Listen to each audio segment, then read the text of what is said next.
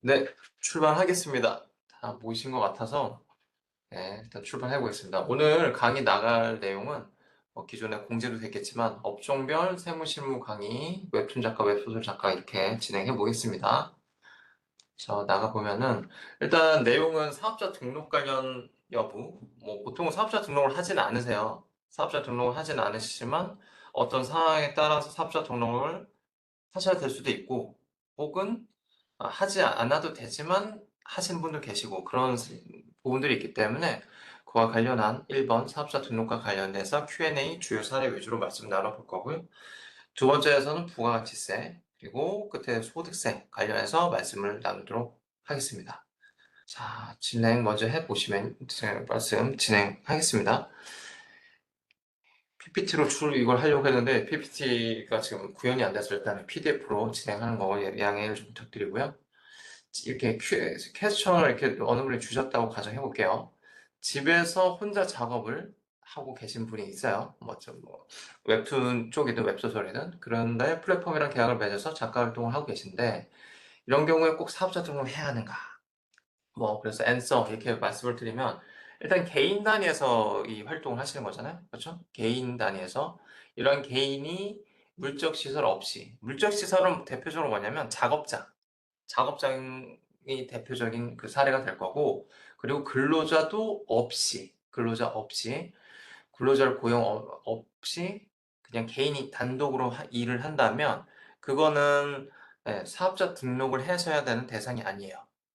그렇게 보시면 됩니다. 왜냐면 이 개인의 저 동그라미 빨간색 겸 노란색으로 제가 표시를 해놨는데 이 개인 같은 경우는 순수한 노동만을 제공해서 어떤 가치를 창출해 난다. 그러므로 부가가치세를 과세할 정도로 부가치가 창출되지 않는다고 보고 있어요. 세법에서는. 따라서 사업자 등록은 보통의 경우에는 부가치세 과세를 위해서 사업자 등록을 하는데 지금처럼 어차피 부가치세가 과세될 수 없는 부가치 창출되는 요소가 그 순수 노동성밖에 없어서 창출되는 요소가 이렇게 한정적인 경우에는 어차피 부가치세 과세 대상 자체가 안 되기 때문에 사업자 등록을 하지 않으셔도 됩니다. 라고 말씀드릴 수 있습니다. 그래서 보통의 경우에는 이렇게 되죠. 인적 용역.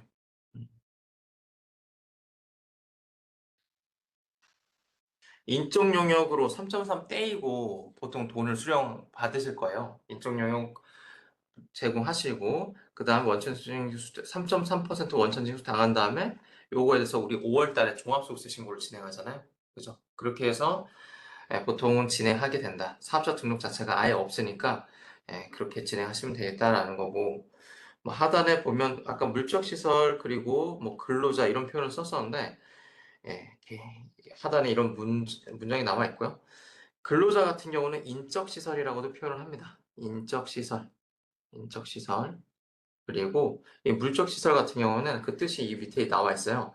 사업에만 이용하는 기계 장비 등 설비를 물적 시설이라고 하는데 보통 이런 작가로 활동하시는 분들은 재택으로 많이 활동들을 하세요. 그러다 보니 물적 시설 이렇게 사업에만 이용하는 기계 장비 뭐 이런 것들 아까 말씀드린 저희 사에서는 좀 나올 만하다면 그 작업장 그쵸? 그 작업장이 별도로 작업실이 따로 있을 때에 보통 물적 시설로 볼 텐데 그렇지 않은 경우에는 이런 물적 시설이 없고 그러므로 면세가 된다라는 거죠. 부가치세가 면세되기 때문에 그럼 부가치세는 신경 안 쓰셔도 돼요. 그러므로 우리는 소득세만 신경 쓰면 되는 존재다라고 생각하시면 되겠다라고 보시면 되겠습니다.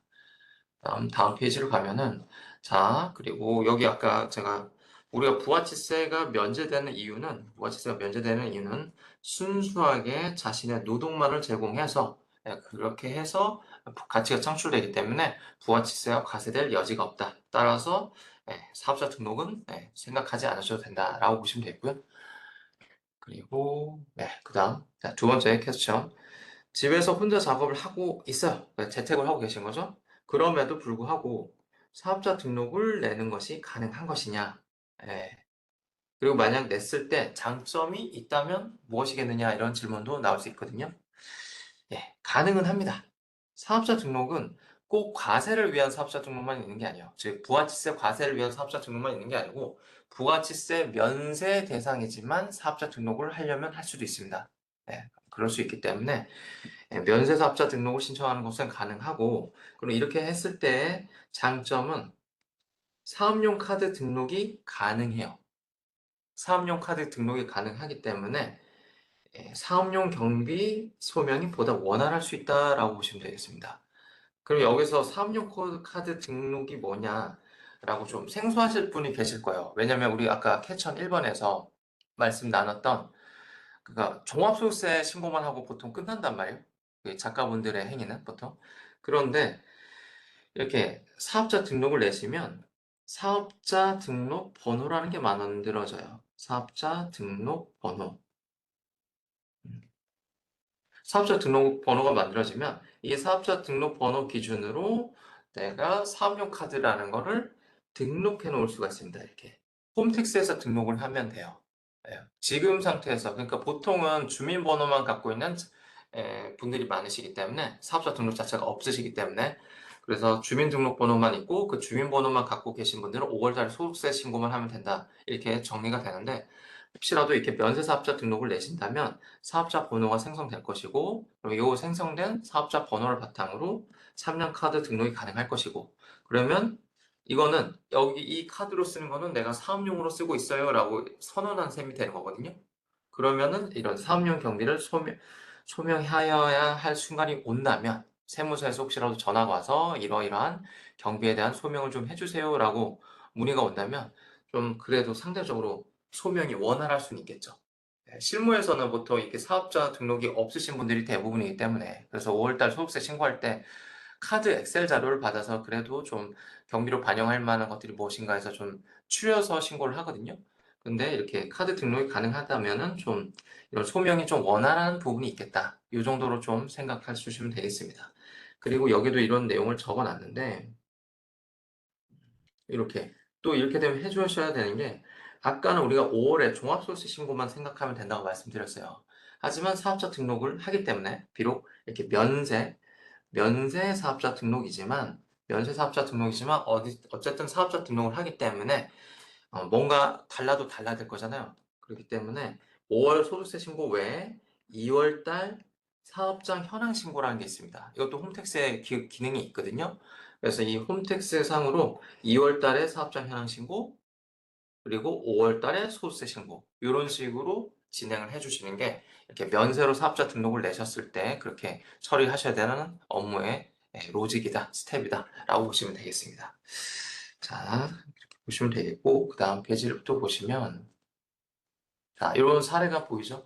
사업자 등록을, 이게 면세사업자인 경우도 사업자 등록을 낼 수가 있긴 있다. 그런 걸 우리가 사례로 또 봤어요. 그리고 아까 말씀드린 이런 사업용 카드 등록 있잖아요. 사업용 카드 등록은 어디서 하냐? 이 홈택스 화면이 있을 것이고, 이 홈택스 화면에서 이렇게 카드 매입이 있어요. 여기서 사업용 신용카드 등록 및 조회, 여기를 클릭하시면 이렇게 우측에 이런 화면이 팝업으로 펼쳐질 겁니다. 그러면 여기 사업자 등록 번호, 사업자 등록 신청을 하면 사업자 번호가 만들어질 것이고, 그리고 만들어진 사업자 번호를 바탕으로 이렇게 사업용 카드를 등록하시면 이 사업자와 관련해서 내가 사업용 카드를 쓰고 있어요 라고 선언이 되는 거예요. 그렇게 참고를 해주시면 되겠습니다. 주민등록만 있을 때는 이런 게 안 된다. 근데 사업자 등록을 내면 이런 게 가능하다라고 보시면 되겠습니다. 그 다음 페이지 보시면, 그리고 아까 또 사업장 현황 신고라는 것도 말씀드렸잖아요.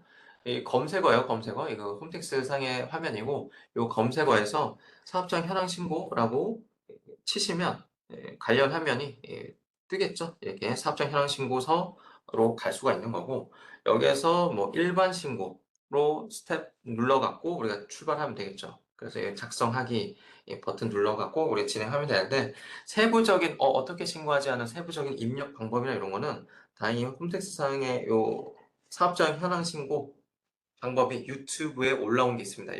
여기 유튜버 기준이에요. 이건 유튜버 기준. 근데 큰 차이는 없기 때문에 사업장 현황 신고를 내가 홈택스상으로 직접 하고자 하시는 분은 여기 링크를 제가 걸어 놨으니까 자료가 다 나간 걸로 알고 있거든요. 이 PDF 자료가. 그래서 요걸 기준으로 클릭을 하셔 갖고 참고를 하셔 갖고 직접 사업자 현황 신고를 하시는 것도 가능하시겠다라고 보시면 되겠습니다.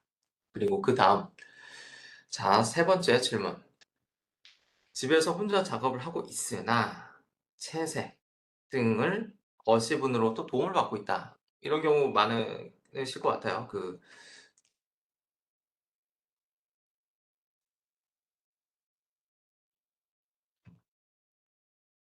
단순하시네요. 네. 아휴, 뒤로 빼서. 자, 이런 분들이 아마 웹툰 작가 쪽에선 많이 있으실 것 같은데, 그죠? 그래서 이걸 아예 없애볼게요. 됐습니다. 네, 긴장했는데 다행히 잘 없어졌습니다. 다시. 이렇게 어시 분들께 도움을 받으시는 거 아무래도 저러분들이죠. 웹툰 작가분들이 이런 경우가 많이 있으실 것 같은데 이럴 때 꼭 사업자 등록을 해야지만 되느냐라고 이렇게 문의 주시는 분들이 계시거든요. 이게 좀 최근에 바뀐 법령이랑도 좀 엮여져 있는 거기 때문에 잘 좀 들어봐 주시면 좋겠는데 일단 이 사례, 이 질문을 주신 분은 이렇게 도움을 받고 계시고 이분에 대해서는 3.3% 원천 징수해 갖고 지급을 하고 계시다라는 겁니다. 예, 그렇게 되는 경우에 어떻게 될 것이냐. 이럴 때 사업자 등록을 해야 되는지 여부는 일단 이렇게 볼 수 있을 것 같아요. 이분으로부터 받는 도움이 이 주된 업무에 해당한다면, 그러니까 웹툰 작업, 그 결과물이 나올 거잖아요. 그 웹툰 작업 결과물과 관련한 주된 업무와 관련된 성격이라면 그분으로부터 받는 도움이 그런 주된 업무의 성격에 해당한다면 이렇게 되면 부가가치세가 과세될 수 있어요. 네, 부가치세가 과세될 수 있고 그럼 부가치세를 과세하려면 그러면 당연히 실무적으로나 법리적으로나 사업자 등록을 하셔야 되는 상황입니다. 하셔야, 즉 must예요, must. 과세 사업자 등록. 아까 우리는 면세 사업자 등록을 아까 샘플로 봤잖아요. 근데 이제는 이렇게 나 외에 작가분 외에 다른 요소가 투입되잖아요. 그러니까 업시 분이라는 어시를 도와주시는 이런 분이 투입되잖아요. 어떤 성격으로? 주된 업무의 성격으로. 그런 경우라면 사업자 등록을 하셔야 됩니다. 어떻게? 과세 사업자로. 왜냐면 나 외에 다른 요소가 투입되니까. 아까 서두에 설명드린 5월 달에 소득세만 신고만 해도 되는 경우가 대부분이란 말이에요. 이 작가분들께서는. 왜냐면 부가가치세랑 거리가 멀어요. 왜냐면 나의 순수한 노동만으로 가치가 창출되기 때문에 이런 분들에 대해서는 부가가치세를 과세할 정도로 규모의 덩어리가 있다고 보질 않는단 말이에요. 인적 용역의 성격이 그렇게 분류가 되고 있어요. 하지만 지금 같은 경우 이런 어시분이 등장하신다면은 말이 달라지겠죠. 나 외에 어나더의 개념이 좀 추가로 되는 거 아니야? 그러니까 다른 요소가 추가돼서 그 창출되는 결과물이 생긴다라면 예, 부가치세가 과세될 정도의 부가가치가 창출된다로 법에서는 해석을 하고 있어요. 따라서 이럴 때는 과세사업자로 등록을 하셔야 됩니다. 예, 그럴 수가 있어요. 그래서 이렇게 밑에 하단에 이 근거도 보시면 기본적으로 부가치세가 면세가 된다. 이건 언제냐면 개인이 시설도 없고 근로자 고용을 하지 않고 요럴 때는 면세가 된다. 근데 반대로 시설이 있어요. 예를 들어 작업장이 있다. 아니면 누군가를 근로자를 고용했어요. 이럴 때는 나 외에 다른 요소들이 투입되는 거잖아요. 그러면 부가치세가 과세될 정도의 부가치가 창출되니 과세로 부가치세가 과세될 거니까 과세 사업자 등록을 하셔야 되는 상황이 오는 거예요. 그리고 여기서 근로자라는 표현, 이 어시분의 성격이 근로자는 아니에요, 사실. 근로자는 뭘까요, 우리? 뭐 근로자 생활을 해보시는 분도 계시겠지만 4대 보험이라는 단어 기억나시나요? 4대 보험 적용되고 4대 보험 얼마 떼이고 하시던 그분들이 계셨을 건데 그런 경험을 가지셨다라면 그때 근로자 행위를 하셨던 거거든요. 근데 이 어시브는 근로자는 아니에요. 네, 왜냐면 이분들을 우리가 4대 보험까지 우리가 고려하거나 그러지 않는단 말이에요. 현실에서. 그리고 이분들은 자기의 전문성을 활용해서 파트타임 형식으로 일하고 이러기 때문에 뭐 9 to 6의 개념도 아니고 딱 특정한 이 업무, 해당 작가분만을 위해서 종속되는 관계도 아니고 하기 때문에 근로자로 볼 수는 없어요. 그래서 이게 좀 약간 이렇게 어시분들한테 도움 받으셨던 분들도 보통은 이렇게 과세사업자 등록을 하지는 않아도 되는 좀 사각지대에 있었어요. 예. 그러니까 분명히 어떤 다른 요소, 나 외에 다른 요소가 어시분들이 작업이라는 다른 요소가 투입됨에도 불구하고 이런 근로자분은 아니기 때문에 이 어시분들의 성격이 업무의 성격이 근로자의 성격은 아니기 때문에 좀 사각지대에 놓여 있었다. 그러니까 가세사업자로 굳이 등록을 안 해도 됐었던 그런 부분이 있었는데 요게 들어왔어요. 요게. 고용 외의 형태로 이분들이 주된 업무를 한다면 이렇게 된다라면 이럴 때는 추가 이런 분들에 대한 그 노동이 투입되는 것도 부가치세 과세가 될 수 있는 부분이다라고 법령이 개정됐습니다. 그럼 고용 외의 형태가 뭔데라고 생각하실 수 있는데 이게 보통 위촉이라고 표현할 수 있겠죠. 위촉. 3.3 떼고 돈 들이는 그 분들 있잖아요. 이분들은 정확히 말씀드리면 고용의 형태가 아니라 위촉의 형태로 노동을 우리가 제공받는 개념이거든요. 이런 경우에도 나의 노동 외에, 즉 작가분의 노동 외에 다른 분의 노동도 같이 투입돼서 결과물이 창출되는 거기 때문에 과세가 될 만한, 즉 부가치세가 과세될 만한 정도의 부가치가 창출된다라고 보기로 한 거예요. 요 문구가 들어가면서. 그래서 제가 최근에도 요 문구가 들어간 이후로 좀 이런 관련된 상담을 좀 많이 받았었던 기억인데 이것도 좀 잘 참고를 하셔야 될 것 같습니다. 그래서 또 보시면은 기존의 사례도 있어요. 기존의 사례가 인적 영역 제공자가 뭐 웹툰 작가분이 이렇게 생각하시면 되겠죠. 사업소득자인 프리랜서이죠. 사업소득자인 업무 보조원을 고용했을 때 정확히는 위촉이란 표현이 맞지만 이럼에도 불구하고 계속해서 부가치세가 면세될 것이냐 그럼 부가치세가 면세된 인적 영역에 해당될 것이냐 이런 식으로 문의를 했었고요. 여긴 이분은 만화 작가였습니다. 웹툰 작가 있었던 걸로 보여지는데 이걸 질의하시는 분은 이분은 물적 시설은 없음. 이 말은 별도의 작업 공간은 없었다는 거예요. 그냥 집에서 재택을 하셨나 봐요. 근데 이 보조원, 업무 보조원, 어씨 분이죠, 어씨. 어씨 분을 위촉해서 뭐 채색 이런 도움을 받으셨나 봐요. 그래서 그 예전에 나왔던 답변이 이분들의 도움이 필수적이다.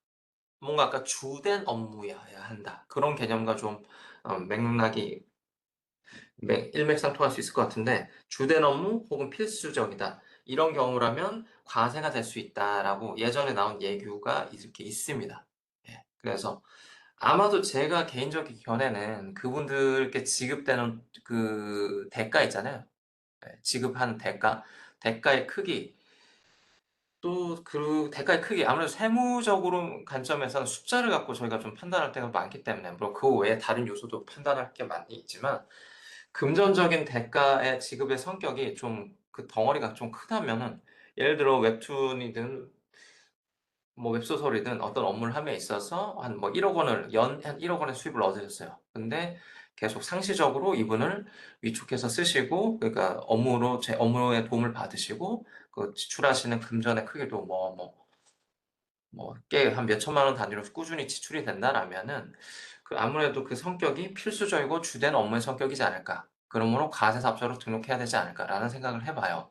그리고 상황에 따라서는 좀 더 보수적으로 해석한다면 나가는 금전의 크기가 그렇게 크지 않더라도 그분의 업무의 성격이 주된 혹은 필수적인 그런 성격일 수도 있잖아요.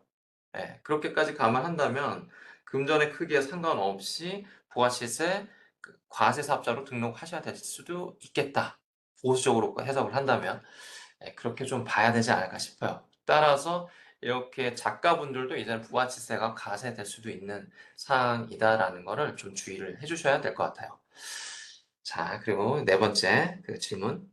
사무실, 뭐 작업 공간이겠죠? 작업장. 이걸 별도로 얻으셔갖고 작업을 하고 있습니다. 그럼 이런 경우에는 사업자 등록을 해야 할까요? 이 질문도 종종 주시는데 어시분한테 아예 도움을 안 받으신다고 가정해 볼게요. 그리고 그냥 사무실만 있다, 작업 공간만 있다라는 건데 이런 경우에는 당연히 부가치세와 과세가 됩니다.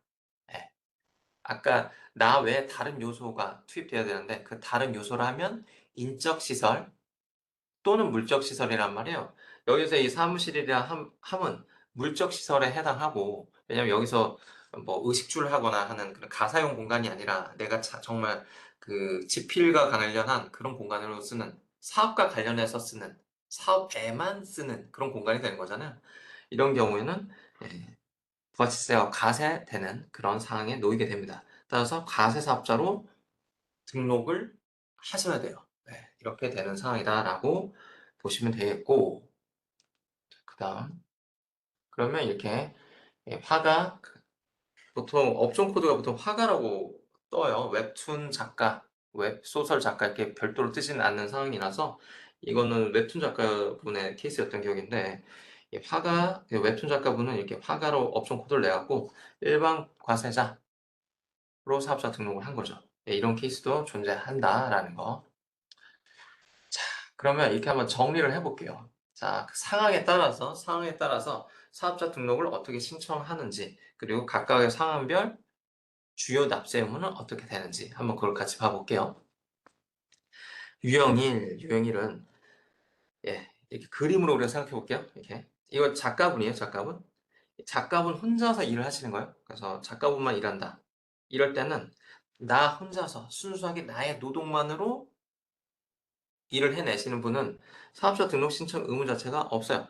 그래서 그냥 5월 달에 우리가 익숙한 5월 달에 평상시에 3.3 떼어서 받았던 것들을 한꺼번에 5월 달에 소득세 신고를 함으로써 납세 의무를 그냥 정리하시면 되는 거예요. 그렇게 하시면 되죠. 하지만 상황에 따라서 원하신다면 면세사업자로 신청하는 건 가능할 수 있다. 가능하고 그리고 이렇게 되면은 뭘 또 플러스 알파로 해주셔야 되냐? 2월 달에 사업장 현황 신고도 같이 해주셔야 되는 이런 상황이 생긴다. 이렇게 정리를 하시면 되겠고요.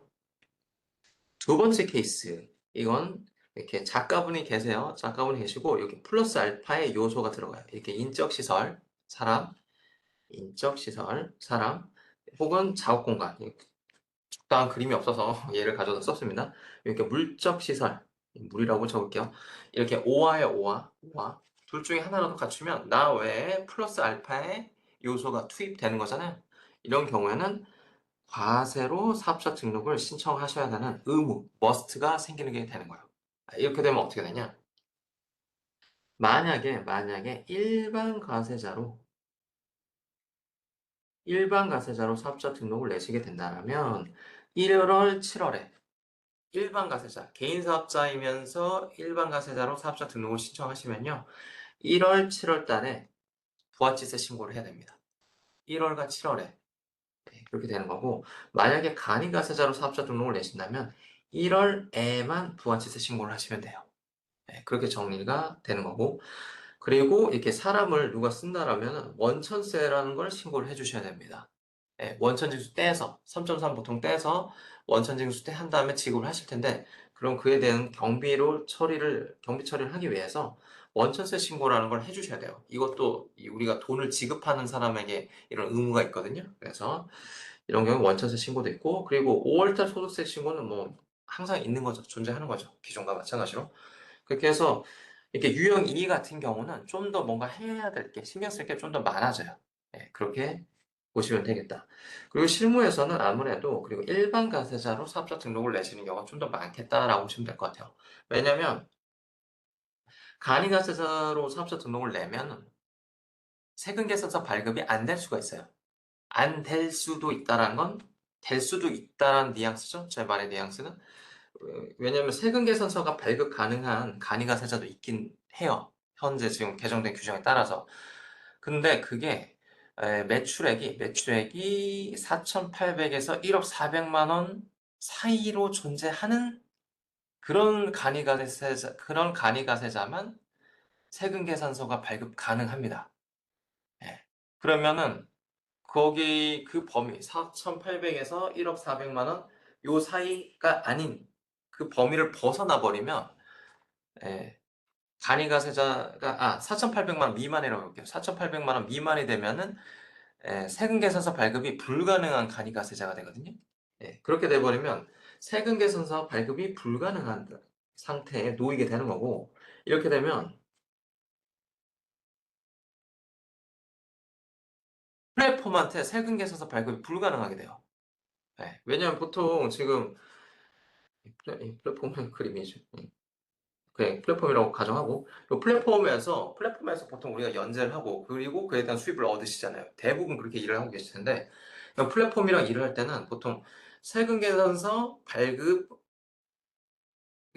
논제로 나오게 되거든요. 이런 협의 과정에서 만약에 사업자 등록을 했으니 내가 부가치세 그를 신경 쓰는 사업자가 됐으니 이제는 제가 세금 계산서를 발급해야겠네요. 이런 상황에 놓이게 된단 말이에요.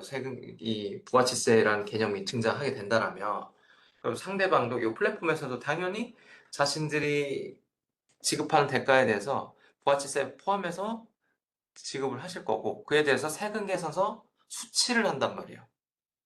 그러니까 우리는 돈을 받는 입장이니까 돈을 받는 입장에서 세금 계산서라는 걸 발급해야 되는 거거든요. 네, 세금 계산서는 어렵게 생각하실 게 아니고 영수증이라고 보시면 돼요. 영수증은 누가 발급해 주나요? 돈 받는 사람이 발급하잖아요. 그잖아요. 그래서 돈을 받게 되는 우리 작가분께서 영수증의 성격인 세금계산서를 이렇게 쏙 발급을 해 주셔야 되는데, 이 세금계산서가 항상 발급이 가능한 상태에 놓이려면은 일반 가세자일 때 그게 가능해요. 그래서 보통 실무적으로는 일반 가세자로 처음 시작부터 세금계산서가 발급 가능한 상태에 놓이기 위해서 일반 가세자로 사업자 등록을 하시는 경우가 대부분이겠다 라고 보시면 되겠습니다. 자, 그 다음 페이지 또 보시면은, 자, 이렇게 집에서 작품 활동하신다. 재택으로 하고 계신 거죠? 그러면은 이렇게 집에서 작품 활동하시더라도 PC는 뭐 다 기본적으로 쓰실 거예요. 그죠? 뭐 이 업무용으로 PC는 당연히 있으실 거고, 또 제가 작업 툴도 있을 거라고 보여지는데, 작업 툴 이름까지는 제가 기억이 지금 잘 안 나고 있어서 잘 몰라서 말씀 못 드리겠는데, 이런 툴도 있을 거예요. 그죠? 그래, 이런 것도 아까 우리가 말씀드렸던 물적 시설의 개념으로 볼 수 있지 않겠느냐라는 건데, 물적 시설의 정의는 뭐였죠? 사업 온리죠. 사업에만 쓰는 기계 장비 등 설비를 말하는 건데, 이런 PC, 집에 놓여져 있는, 재택을 하시니까 집에 놓여져 있을 거 아니에요? 이런 툴들이. 이런 것도 물적 시설로 보아서 가세로 사업자 등록을 해야 되냐 이런 것도 한번 물어보실 수 있을 것 같은데, 일단 다툼의 여지는 있을 수 있으나 일단 집에 놓여져 있는 것들이잖아요. 이런 것들은 집은 뭘 하는 공간이죠? 가사 공간. 쉽게 말하면 의식주를 하는 그런 공간이죠. 그죠? 의식주를 하는 그런 공간에 놓여져 있는 이런 툴들은 물적 시설로 분류되지 않을 가능성이 좀 높아요. 이거는 뭐 다른 근거를 통해서 우리가 내용을 보면은, 이거는 크리에이터, 유튜버 분이 예전에 질의하셨던 걸 바탕으로 제가 예규를 갖고 왔는데, 개인이 주소지에서, 그냥 집에서 재택 형식으로 물적 시설 없이 개인 방송을 했던 거예요. 인터넷 개인 방송. 뭐 아프리카 TV, 뭐 이런 데서 개인 방송을 하셨던 건데, 이런 분 같은 경우는 어떻게 되냐. 그러니까 부가치세가 과세되는 사업자냐 아니냐 뭐 이런 질의를 하셨던 거예요. 그러니까 나왔던 답변이 부가치세가 면제된다. 즉 면세 사업자다라고 답을 주셨었어요. 예. 그러니까 집에 놓여 있는 거는 아무래도 가사 공간의 일부로 볼 수 있기 때문에 이거는 사업 온리의 개념이 들어가는 물적 시설로 보지는 않겠다라고 이걸로 유추 해석을 좀 할 수 있을 것 같아요. 그러다 보니 이런 툴들은 물적 시설로 분류하지는 않겠다라고 또 우리가 해석을 할 수 있겠고, 자, 그리고 여섯 번째 질문. 그럼 사업자 등록을 만약 한다면 그 업종 코드는 어떤 걸로 선택을 해야 되냐라고 또 문의를 하실 수 있어요. 그런 경우 웹툰 작가 활동을 하신다면 940200, 그리고 웹소설 작가를 하신다면 940100, 요렇게 하시면 될 걸로 보입니다. 그래서 이렇게 근거, 업종 코드별 세분류, 자영예술가로 되고, 940200은 하가로 분류가 돼요. 세부 설명상. 그리고 940100은 자영예술가이면서 이렇게 되고,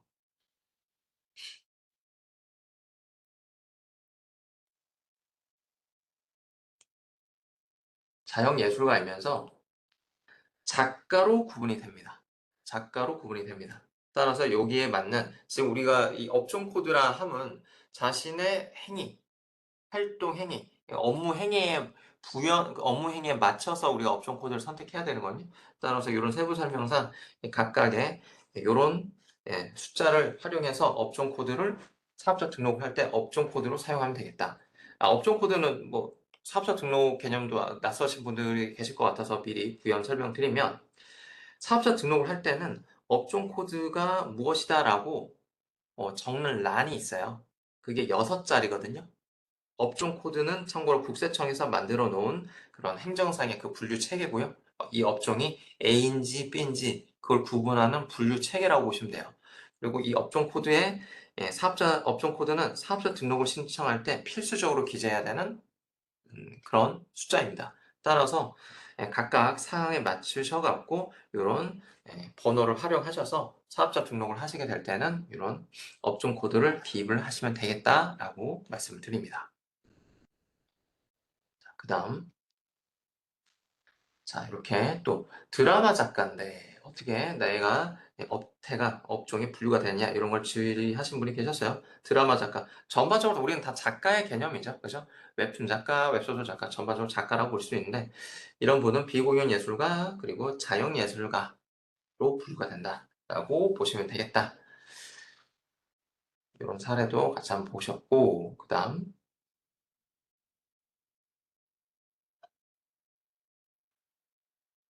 자, 그리고 이제 우리가 사업자 등록은 끝나고 온 거고, 두 번째부터는 부가가치세, 그리고 그 다음 세 번째는 소득세, 그렇게 봐볼게요. 자, 부가가치세에 대해서 우리가 보시면, 과세와 면세, 개념은 어떻게 구분하나요? 라고 또 또 궁금하실 분이 계실 텐데, 그러니까 우리는 대부분 아마 5월 달만 신경 쓰시면 되셨던 그런 부가치세 면세 이실 거라고 좀 추정돼요. 지금 들어와 계신 분들은. 부가치세 면세 사업자이므로 그 면세라 함은 면해진다는 거예요. 세금이 면해진다. 어떤 세금? 부가가치세. 얘는 여기서 말하는 세금은 부가가치세를 말해요. 부가가치세가 면해지니까 부가치세가 면해지니까 아니 부가치세는 신경 안 쓰셔도 되는 분들이 계셨어요. 그래서 보통 5월에 소득세만 신고하시면 되는 분 이렇게 보시면 되는데 아까처럼 인적 시설 또는 물적 시설 이런 걸 갖다가 갖추시게 되면 부가치세가 과세될 수도 있다는 걸 우리가 같이 한번 이야기 나눠봤잖아요. 그렇게 되면 이때부터는 10%의 부가치세가 부과될 수도 있는 상황에 놓이게 된다는 걸 보시면 되겠죠. 따라서 앤서 1번 보시면 과세된 사업 활동을 하면 일반 과세자가 되고 그러면 우리 세율이 10%만큼 부과가 된다라고 보시면 되겠고 일반 과세자일 때 부가치세가 면제가 되는 경우에는 아예 부가치세가 발생될 여지가 없다라고 이해를 하시면 되겠습니다. 그렇게 보시면 되겠고 관련 정의는 또 아래 나와 있고 자 그리고 이 계산 구조를 통해서도 한번 부가치세, 과세, 면세에 대해서 한번 논해 볼게요. 자 일단 첫 번째 여기서 EX 사례를 통해서 한번 봐볼게요. 인적 용역을 영위한다고 가정할게요. 인적 용역이라 하면 아까 우리 작가분들 보통 인적 용역으로 분류가 되기 때문에 인적 용역이라고 제가 단어를 써봤고 자 비품을 구입했다고 가정해 볼게요. 비품이라는 건 뭐 PC도 될 수 있고 작업 툴도 될 수 있고 이런 것들 이걸 부가치세를 포함해서 110만 원에 사왔다라는 거예요. 그리고 이런 분들이 세금 계산서를 발급해야 되는 상황에 놓이는 그러니까 물적 시설, 인적 시설을 갖추다 보니 10% 과세 매출이 있었다고 가정해 볼게요. 그래서 220만 원의 매출이 있었다. 혹은 그냥 영세율 매출이 있었다고도 한번 가정해 볼게요. 해외로 혹은 보내는 이런 것들이 있어서 영세율 10%가 과세되지 않고 영세율 매출이 됐다. 그래서 100만 원의 매출이 있었다. 혹은 4번 아예 그냥 혼자 일을 하시다 보니 100만 원의 면세 매출이 있었다. 이러면 부가치세가 면해지는 그런 매출이겠죠. 이런 경우로 이런 전제를 갖고 한번 논의를 해볼게요. 자, 일단 과세사업자가 여기 있고요. 그리고 오른쪽 끝에 면세사업자가 있어요. 자, 이렇게 대칭이 되게끔 그림을 그려놓은 건데 이건 어떤 의미냐? 과세사업자랑 면세사업자는 이렇게 물과 기름처럼 분리가 되는 영역이에요. 과세사업자는 부가치세가 과세되는 사업자이니까 면세사업자는 아예 세금 자체가 부가치세가 면해지는 사업자이다 보니까 물과 기름처럼 딱 분리가 된다라고 일단 이해를 하시면 되겠고 그리고 이 과세사업자는요. 일반 과세자와 간이 과세자다라고 이렇게 구분이 됩니다. 그러니까 일반 과세자도 과세사업자의 일종이고 간이 과세자도 과세사업자의 일종이에요. 두 가지로 구분된다라고 보시면 되겠어요. 따라서 간이가세자는 또 혹시나 간이가세자나 면세사업자랑 이퀄인 줄 아시고 좀 혼용해서 단어를 쓰시는 분도 계신데 그렇지 않다라는 거 또 한번 보시면 좋을 것 같고요. 자, 그러면 이 일반 가세자는요, 우리 부가치세 같은 경우는 10%라는 단일 비례세율, 단일 세율로 적용돼 있어요. 그래서 기본적으로 국내 매출에 대해서는 이렇게 10%가 가세된다라고 정해져 있는데, 그래서 아까 우리가 220만 원의 매출이, 총 매출이 있었다고 가정했잖아요. 이 220만 원 중에 20만 원 부가치세입니다. 계산은 어떻게 되냐면 200만 원에다가 요 200만 원, 220만 원은 200만 원 플러스 20만 원. 이렇게 볼 수도 있잖아요. 그죠? 그리고 요 200만 원에다가 곱하기 10%를 해주면 20만 원이 나오죠. 따라서 요 20만 원이 딱 매출 단계에서의 부가치세인 매출세액이 되는, 즉 부가치세가 됩니다. 아까 10%가 부가치세라고 말씀드렸잖아요. 그래서 200만 원에 10% 곱한 20만 원이 지금 이 사례에서 부가치세 값이 된다라고 보시면 되겠고, 자, 그래서 요 20만 원이 매출세. 우리는 지금 부가치세를 논하는 거기 때문에 이것도 말씀드릴게요. 미리. 요 200만 원 나왔잖아요. 총 받은 게 220만 원인데 그 중에 20만 원이 부가치세로 부가치세 계산할 때 들어가는 거고 계산의 그 고려 대상이 되는 거고, 요 200만 원은 요런 아이는 순수하게 나의 수입이 되는 거예요. 작가분 개인의 순수하게 내 호주머니에 쏙 들어가는 내 수입인 거고, 요 부가치세는 소비세라고 부르는데 소비세는 이렇게 나의 순수한 수입이 아니라 부가치세 계산에 고려되는 그런 숫자일 뿐이다라고 좀 생각해 주시면 되겠고, 이 200만 원은 그럼 궁극적으로 내 호주머니에 들어온 이 아이는 어디서 계산이 되냐? 나중에 소득세 계산할 때 주인공이 돼요. 소득, 개인이 득한 것에 대한 세금을 내고자라는 그 기준점이 되는 아이는 요 200만 원이 되겠다라고 보시면 되겠다. 그렇게 생각하시면 되겠고, 자, 다시 돌아오시면, 그래서 부가치세를 계산해 보면 요 220만 원 중에 20만 원이 출발점이에요. 요 아이가 20만 원이 출발점이고, 근데 여기서 아까 1번 비품을 구입해 오면서 110만 원어치 또 샀다고 제가 가정을 했어요.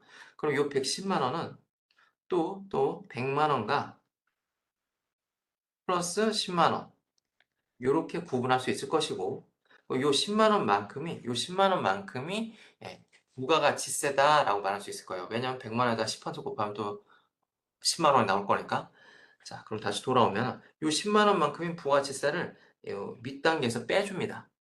부가치세 계산의 지금 구조를 제가 설명드리고 있는 거고, 매출세액 단계, 매출 단계에서의 부가치세를 매출세액이라고 부르는데, 요 매출세액이 20만 원이라고 가정했을 때 매입 단계에서의 부가치세 10만 원을 빼주면 총 최종적으로 납부해야 할 부가치세 크기는 10만 원이 되겠죠? 그죠? 그러면 최종적으로 납부세액이 10만 원만큼 발생해서 10만 원을 부가치세로 납부하면 됩니다라고 정리가 될 거예요.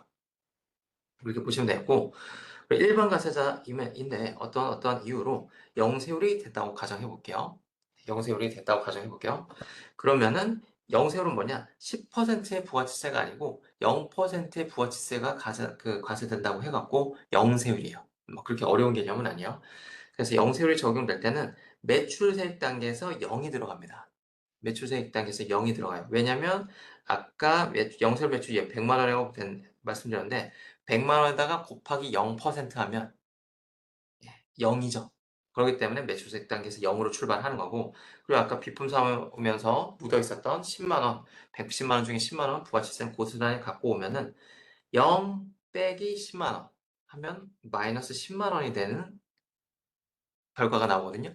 계산 구조상. 그러면은 세금 앞에다가 이렇게 마이너스라는 부호가 붙으면은 환급이 일어날 수가 있어요. 환급이 일어날 수 있고, 그리고 이때 말하는 걸 어떻게 말하냐? 환급세액이 10만 원 발생했네 라고 말할 수 있어요. 보통은 세금은 나라에서 세금을 징수하고자 하기 때문에 우리 입장에선 납부한다 라고 표현을 하겠죠. 그런데 지금처럼 이렇게 마이너스 부호가 붙어서 세금 앞에 마이너스가 붙으면 도로환 그 징팔급 이래 갖고 환급이 일어나게 돼요. 그래서 환급세액이 10만 원만큼 발생했다라고 말할 수 있게 되는 거고, 또 만약에 혹시나 간이가세자로 사업자 등록을 내게 되면요, 여기 3%에서부터 출발한다 이렇게 되어 있는데, 부가치세 세율은 10%라고 아까 말씀드렸는데 왜 3%라는 단어가 나왔을까? 이렇게 인적 용역인 경우에는 간이가세자로서 인적 용역인 경우에는 30%라는 업종별 부가율을 곱해주게끔 되어 있습니다. 네, 좀 딥하게 들어가는 건데, 그러니까 원래는 일반 가세자인 경우는 10%만큼 부가치세를 가세자라고 출발하게 되는데, 근데 이건 일반 가세자의 기준인 거고, 간이 가세자는 요 간이 가세자의 간이는 영어로 치면 심플하다라는 개념이거든요. 심플하게 계산해도 되게끔 그 영역을 남겨주자라고 되어 있는 그런 사업자의 유형인데, 가세 사업자의 유형인데, 그럼 뭐가 달라도 좀 달라야 될 거잖아요. 좀 더 심플하게 계산해서 세금을 납부하게 하려면 좀 더 뭔가 베너핏을 주자라는 개념으로 마련해 있는 제도가 이런 간이가세자거든요. 예. 그러면은 일단 계산 구조상 좀 더 세금을 덜 내게 해줘야 되지 않을까라고 입법자들이 생각을 했던 거예요. 그래서 아까 우리 일반적인 부가치세 세율은 10%라고 말씀드렸잖아요. 그럼 10% 중에 10%에 다 10%다 걷으면은 너무 많을 것 같으니 10%에 곱하기 30%를 해갖고 10%에 30%를 곱하면 3%가 나오잖아요.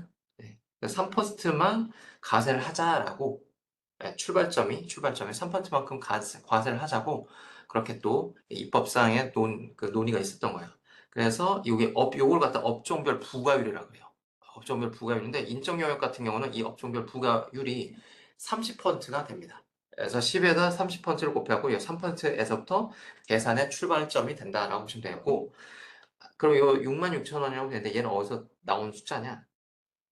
여기 있는 220만 원에다가 3%를 곱하면은 66,000원이 나오겠죠. 예, 그렇게 해서 구해진 숫자고, 그 다음에 또, 아까 110만 원, 10만 원 해서 여기 10만 원 쏙 들어갈 줄 알았는데, 왜 5,500원이지? 이렇게 생각하실 수 있는데, 우리 아까 사온 게 110만 원이라고 말씀드렸잖아요. 그죠? 이 110만 원에서 110만 원에다가 곱하기 이번에 0.5%를 곱해줍니다. 왜 0.5%를 곱해주냐? 지금 간이가세자 자체가 지금 출발점, 얘는 10%에서 출발하는데 얘는 3%에서 출발하잖아요? 그만큼 혜택이라는 거겠죠. 그죠?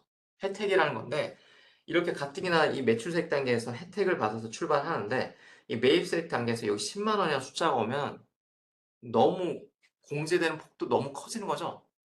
출발점부터 너무 혜택인데 공제폭을 너무 넓혀주면은, 그건 또 너무 아니겠다 싶어갖고, 이렇게 사온 금액에다가 110만 원 사온 금액에다가 일률적으로 0.5%를 곱해갖고 요 매입사액 단계 공제되는 금액을 무조건 0.5%를 곱해서 그 크기를 좀 다운사이징 하자, 줄여버리자라고 또 약속을 해놓은 거예요. 그래서 이 110만 원 사온 거에다가 곱하기 0.5%를 곱해서 5,500원 값이 나오게 됐다. 그래서 결론은 66,000에서 5,500원을 빼니까 65,500원을 갖다가 납부하게 된다. 그런 스토리가 펼쳐지는 겁니다. 네, 그렇게 되는 거고 또 간이가세자 상태에서 혹시라도 영세율이 적용되는 그런 사업 유형이 갖춰지게 된다라면 이것도 간이가세자도 영세율 적용이 될 수 있어요. 그럼 출발점이 0으로 출발하고 그 다음에 5,500원 옆에 있던 숫자 왼쪽에 있던 숫자 고스란히 와서 또 계산이 되는 건데 근데 이때 왠지 0 빼기 5,500원 해갖고 마이너스 5,500원 또 이렇게 적혀야 될 것 같은데 그때는 그런 개념이 나오지 않고 그냥 납부할 값만 없는 것이지 환급세까지 있지는 않겠다라는 식으로 정리가 됩니다. 무슨 얘기냐면 간이가세자 자체가 이미 세금 부가치세 측면에서 엄청 혜택을 주고 있는 거기 때문에 영세율 된다는 이유로 환급까지 세팅이 되면 계산값이 세팅이 되면 이것도 너무 혜택을 준다라고 감안해갖고 간이가세자의 경우에는 환급세까지는 주고 있지 않다라고 정리를 하시면 되겠어요. 이렇게 보시면 되겠고, 자, 이거는 지금까지 이 과세사업자와 관련한 내용이었고, 만약에 면세사업자로 사업자 등록을 내신다면, 또 매출세액 단계에서 아예 X의 개념이 나오게 돼요. 왜? 부가가치세가 면해진다는 건 세금을 낼 여지 자체가 없다는 거잖아요. 여기서 세금이랑 부가가치세를 말하는 거고, 그래서 매출세를 그냥 저는 X라고 한번 기호처럼 표시를 해볼게요. X라는 기호로.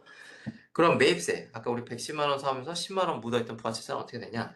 뭐 이렇게 적힐 수는 있겠지만 얘는 불공제라는 이름으로 불리웁니다. 공제가 아니 된다. 이 불자는 아니 불자거든요. 공제가 아니 된다. 왜냐면 앞에서 보면 매출세액 단계에서 20만 원을 과세를 하니까 그 윗단계에 있는 10만 원을 빼기 해서 공제는 건 디덕션, 뺀다는 개념이잖아요. 윗단계에서 과세를 하니까 밑단계에서 공제, 빼주는 개념이에요. 근데 면세점에서는 윗단계에서 과세를 안 하죠. 즉 면해지니까 아예 과세 자체를 안 하죠. 그러면 밑단계인 공제 단계에서도 뭔가 공제를 해주면 안 되겠죠. 계산 논리상. 그러다 보니 요 10만 원은 공제가 되지 않는 나이 해서 불공제라는 단어로 불리게 돼요. 그래서 결론은 세금을 내는 게 없다로 그냥 정리가 됩니다. 따라서 이렇게 되면은 환급세금 별도로 발생하지 않나 부가치세가 면세되는 그런 결과값을 갖게 된다라고 정리가 되겠어요. 네, 그래서 이렇게 부가치세 쪽은 작가분들은 부가치세가 좀 생소하셨던 분들이 많기 때문에 이 각각 사례별로 유형별로 이렇게 부가치세에 대한 개념을 좀 말씀드려 봤습니다. 길게 했으니 좀 쉴게요. 쉬시다가 다시 한 15분 정도 쉬고 또 다시 말씀 나누신 걸로 하죠.